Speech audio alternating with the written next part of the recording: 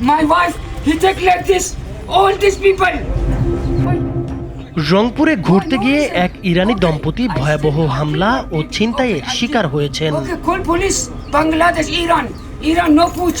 দুর্বৃত্তরা তাদেরকে বেধড়ক মারধর করে সঙ্গে থাকা মোবাইল ফোন, মার্কিন ডলার, পাসপোর্ট সহ অন্যান্য গুরুত্বপূর্ণ ও মূল্যবান জিনিসপত্র ছিনিয়ে নেয়। ইরান থেকে বাংলাদেশে ঘুরতে এসেছিলেন ৬৪ বছর বয়সী হোসেন সেলিম রেজা এবং তার ৫৭ বছর বয়সী স্ত্রী ইয়াজদানজো ইয়াসমিন। উঠেছিলেন রংপুরের একটি হোটেলে। গত সোমবার তারা একটি প্রাইভেট কারে করে গুগল ম্যাপ অনুসরণ করে নিজেরাই গাড়ি চালিয়ে ঘুরতে বের হন। সকাল 11:30টার দিকে তারা রংপুরের তারাগঞ্জ উপজেলার কুরসা ইউনিয়নের দক্ষিণ ঘনিরামপুর রামপুরা গ্রামে পৌঁছান।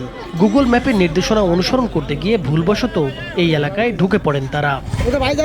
স্থানীয়দের ভাষা বুঝতে না পারলেও তারা পথ খুঁজে পেতে সাহায্য চান, কিন্তু কিছু ব্যক্তি সুযোগ নিয়ে তাদের মারধর করেন এবং সঙ্গে থাকা ডলার, মোবাইল, হাতঘড়ি ও পাসপোর্ট ছিনিয়ে নেন।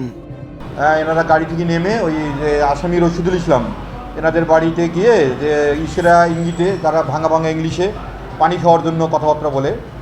তা তৎপ্রেক্ষিতে এই যে রশিদুল সহ তার পরিবারের অন্যান্য লোকজন এটাকে হয়তো তারা কোনো কিছু বুঝতে পারছিল হয়তো, তখন তারা এই যে দুই ইরানি নাগরিককে আটক করে তাদেরকে এলোপাতাড়ি মারপিট করলে এবং তাদের গাড়িতে থাকা জিনিসপত্র, ডলার, কাপড় চোপড় বা ফোন, অ্যান্ড্রয়েড ফোন সহ নগদ টাকা 30,000 এই সমস্ত জিনিসপত্র তাদের কাছে ছিনিয়ে নেয়।